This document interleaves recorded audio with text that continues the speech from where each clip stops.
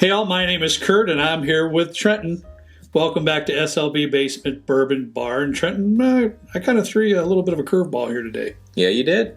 I don't. Well, the only one I know of, like the brand, are Old Forester and the Penelope, but I haven't heard of. And these are different expressions from Penelope and Old Forester.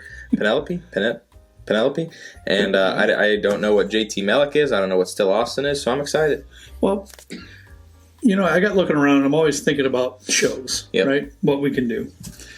And I'm like, we have so many bottles that come through here and we never get on a show, ever. Yep. You know, it just never makes it, and for one reason or the other. And so, you know, I thought it'd be a good thing if every once in a while we continue to do this every so often. If we have a small grouping of bottles that we probably aren't going to do a single review on and may or may not hit one of our lists that we do or things like that, let's review a few. Yeah. And honestly, good idea. This is going to shock you. You ready for this? No. I haven't researched any of these. I know. Really? I'm really scared about that right now. Yeah. I have to be. No. I swear that's to you. That's a big deal, folks. That's a huge deal. Normally he's got his notepad out. I'm making notes, rehearsing. Preparing for the show. I'm proud of you. That's a big step. I'm nervous. I'm not. But I just thought it'd be fun. So, in all honesty, Trent and I are kind of shooting from the hip on these. We really don't know.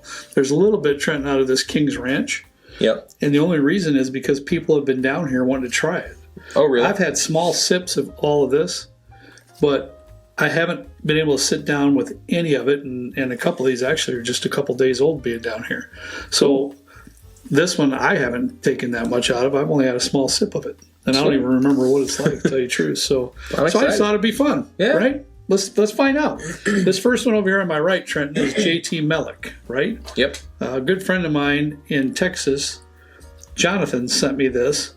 He sent us something else. Yeah, this here too. He sent it the same package. Elijah Craig private pick, right? Yeah. Cool. Thanks, Jonathan. Yeah, appreciate it. You know, he looks out for us, and if we're looking for something, and so I wanted to kind of get these out here. Cool.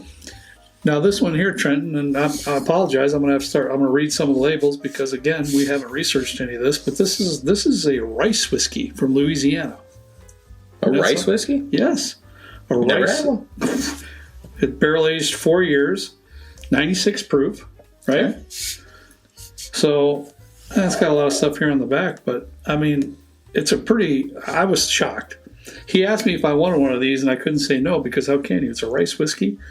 It looks like it has some color to it. Have you smelled this yet? I've had a little sip of it. This is like straight up sweet tart nose. For real. Are you serious? Yeah.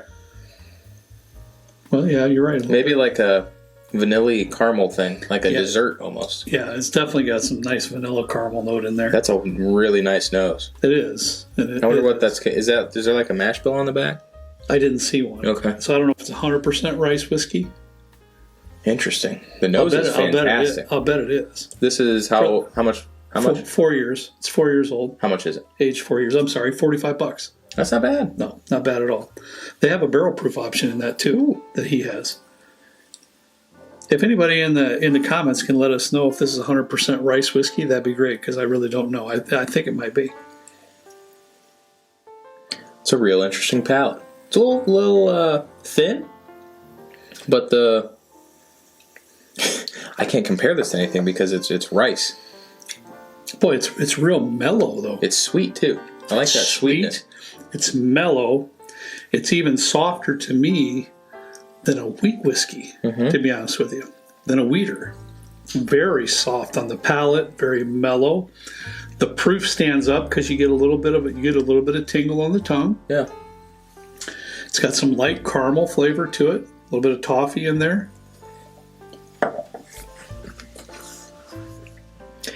I got to be honest. I would go through a bottle of this very quickly. It is. That's so good. That is. What is it? So good. Crushable. Crushable. Yep. Yep. That's crushable. Wow. And for $45, there's like a little citrus bite there too, or something there with it too. There's something Are you there. The citrus? I didn't get much citrus. Yeah, it's just something. There's something there that other than the being very mellow and the caramel and stuff like that. It's just something. that's really unique, and I'm a big fan. I think honestly, if this was at a liquor store near us and I saw it and I was like, rice whiskey, I don't know that I'd. But for $45 and a 4-year, the nose, I wish. My only knock, I wish the nose transferred to the palate, because the nose I feel like is really like a thick nose, which is a weird thing to say. Yeah. But it doesn't transfer to the palate as much as I'd like. No. But it's still a fantastic option for $45 for a rice whiskey. For $45, I'm gonna have to look into rice whiskeys a little bit more if this is anything close to what they're usually like. Pretty neat. Solid. Yeah. Yeah. Pretty neat. All right, next one, Trent. We got this is relatively new from Penelope. I made a trip out to Binny's this week, and I bought just a couple things. Couple things, yeah. So a box or two. No. And I mean, everybody knows about Penelope. They're doing some really neat stuff over there, but and this is their 4-grain. Is it 4-grain? Yeah, this is their 4-grain. This is their 4-grain. Let's see, 4-grain straight bourbon whiskey, but it's finished in Vino de Naranja casks. Okay. I don't drink wine, so it's something like that. When you say, honey, these are Spanish? Is Spanish? Well, it sounds like it. Yeah, I would think so. I haven't read the back of it here. Interesting. Yeah. Rich and bold on the palate, Valencia forward, rich citrus flavors from the coast of Spain. Good on you, honey. It is. So there you go. A little bit that I know about that right there. So some form of an orange wine, quote unquote. And I'll be honest, I'm not usually a fan of orange in general. Oh, really? Like the fruit, don't get me wrong, I love a good orange here and there. Yeah. But like orange in cocktails and drinks usually isn't my go-to. And sometimes I usually lean away from those kinds of flavors. But the nose is almost like an orange sherbet kind of thing. But it's pretty oaky. Yeah. Or woody. Or there's something. Yeah, a little bit woody with definitely the orange notes, though, for sure. Like it smells like you just cracked open a nice carton of Breyer's sherbet or something. Yeah, you're right there. Sherbet. Good one. What's the proof? 97 proof? This was $90 too. $90? Yeah. So not cheap. Not cheap. A neat finish though. Like you don't see many orange finishes. It's a very unique finish process here because I do get a lot of those orange flavors, but I have to be honest with you, Trent, I'm not getting a whole lot of goodness from that bourbon on this one. I'm not really enjoying. Back to how I feel a good finished whiskey should be is the finish should not override the goodness of the bourbon. It should accentuate that bourbon. To me, this one kind of overrides it a little bit. I get a lot of orange, a whole bunch. Yeah. I still can find just like a hint of like a quintessential kind of bourbon in there. It's not very predominant. Mm-hmm. And I will say that there are finished bourbons, whiskeys, whatever, that do lend a lot more to that that bourbon and whiskey flavor, which I don't think this necessarily does. This to me is kind of a one-noter. Yeah. I get a couple things in there, but $90, that's kind of a steep, see that, and maybe I'm just being a little bit hard on it because it's $90. And I mean, I would be too. That's not a cheap bottle. Yeah, unfortunately, I've had better options from Penelope. That's for sure. Let's just put it that way. It's not bad by any stretch. That's a good way to put it. It's not going to be in the worst bourbons of the year class, but for $90, maybe not something you'd buy again. It's not that impressive for $90. Let's put it that way. All right, let's move on to this Still Austin Cask Strength. All right, Trent. When we did our Texas Bourbon Show, we had a lot of you good folks down there in Texas comment, and in a very kind way too, because I'm all about learning, that's for sure. And by far, I bet you over 100 or so folks, they suggested to buy Still Austin Cask Strength. That's the best. Okay. And that was by far of the folks down in Texas that told me that. That was at Binny's. Really? Just a couple days ago. All right. Yeah, I was shocked. I looked at it and I go, I'm in. I'm buying that. What's the price? And I think that was $55. It's not too bad. Not too bad. So, I will say, I see that it's aged at least 2 years. Did you see it on there? The Yeah, it's on the label. $55 for a 2-year, but I know it's Texas. So, Never mind. If you remember when we did the show, a lot of the bourbons that we did the show on were pretty young. Were very young because of the severe climate changes and all that going on down there in Texas. You get like a hint of like a like a marker. What is with you on this marker thing, bro? Like, smell it though. Really stick that schnoz in there and take a good huff. You get. I don't know about that, pal. It's got some nice dark flavors in there. It definitely, you can tell it's got some, some richness in the nose. Yeah, I can't identify like a. It's not a caramel or anything like that. It's more of like a real roasted brown sugar, or like a real, almost burnt brown sugar note to it. All right. Okay, I'm going to take one more sip before I say anything.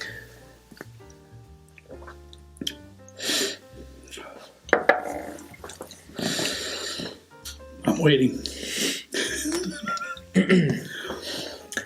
It's a cask strength, so naturally it's going to hit a little harder. Sure. And it being a 2-year, it's going to hit maybe even a little more. I get a lot of sweetness from it, which I do like. Mm-hmm. I don't know if it's something... I don't know that I necessarily like that, like really harsh, like it's almost like a mesquite flavor or like a barbecue note, or like it's like if you were to lick a charred grill or something. And I get that in a lot of Texas stuff, and I don't know if it's like Texas is huge on barbecue. Sure. Oh. Mm-hmm. Maybe I'm not, or maybe I'm not that big of a fan. Maybe. But I feel like I get a lot of like barbecue-y, grilly type notes in there that I'm just not a huge fan of. There is a little bit of sweetness there. I love the sweetness like a dark aspect. brown, like even I still get that what carries over on the nose for me with that like that brown, that deep dark brown butter, that possible, not molasses, I don't want to say that, but like more, I hate to even say the word birch brown sugar, but on that side.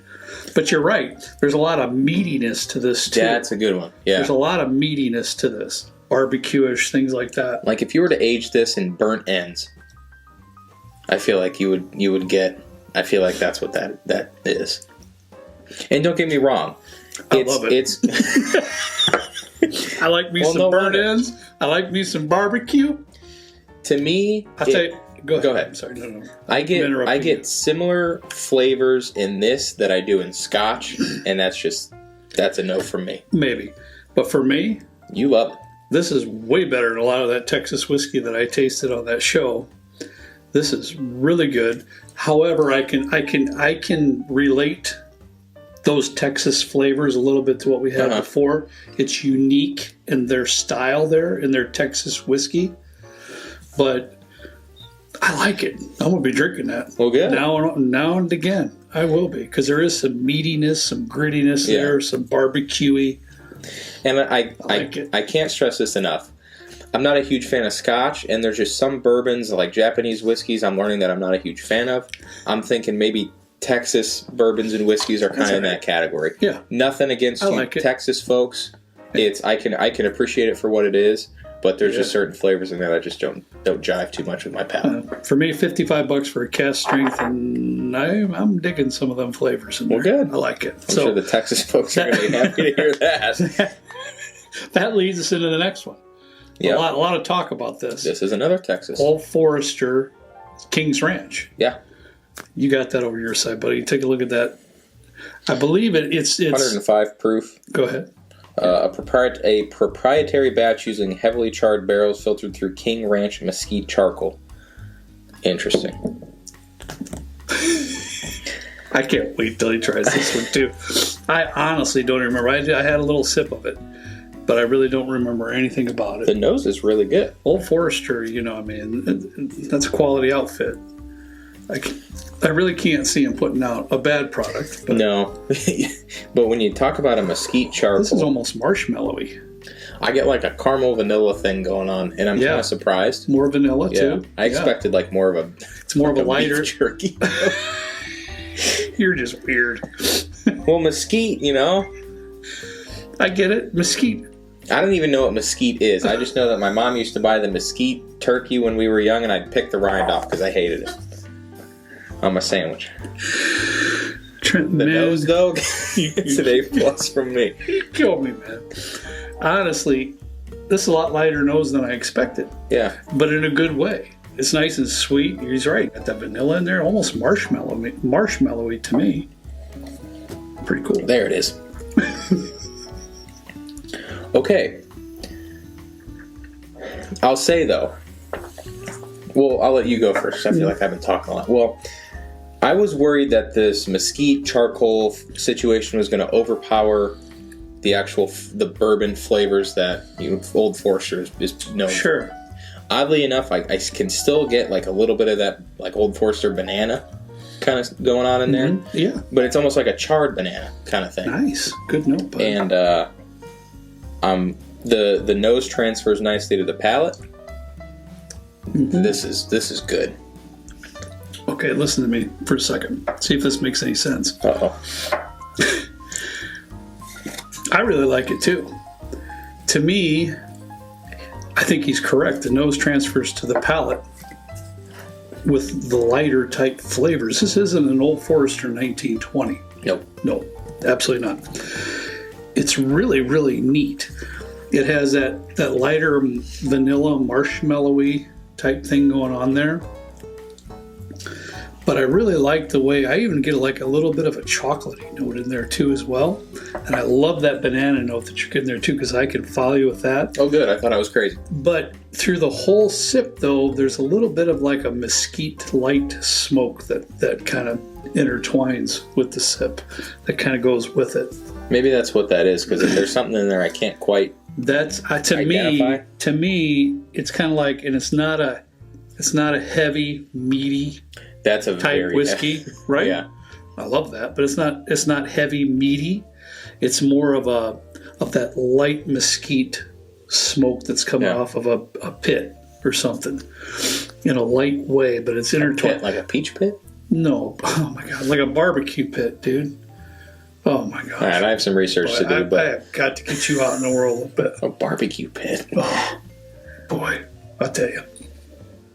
You like dig a hole and it's a pit you barbecue in, or what? Just stop. I'll do some research You later. do. You need to. Yeah. I'm gonna get crucified by the text. That's how I look at that one, though. I really like that. That's a solid I one. think it's pretty neat. They got the vanilla, the marshmallow thing on it, just like you said. Really nice stuff there, and I really get that little bit of mesquite in there as well. Yeah. From that filtering process. That's a bottle I think that was done very, very well. I agree. As far as the nuances. Mm-hmm. So in this bottle here, I think the finish was too heavy for me personally. However, in this one, I think the additions and the what they're trying to do was perfectly intertwined with the bourbon. Really, really like it. That's $75. It's not too bad. Yeah. I like a little bit more than the Prohibition 1920. Yeah. A little bit more than that. Yeah, but not too bad for kind of a special I'd buy it. release. Yeah. So cool. Hey, that was a lot of fun. I don't know if this is fun. Let us know, please, in the comments if you like us to do this every once in a while. And this was 100% shooting from the hip. Neither one of us knew much of anything about what we're tasting, but it was a lot of fun. It was. Some was really good, some, so far. But if you enjoyed it, let us know, because we like to do it every so often if that's what you want to see. That's all we got for you today. Boy, we appreciate all of you. We really, really do. As always, we ask you to please drink responsibly, and we'll see you next time right down here with Trent 9, the good old basement bourbon bar. See you later.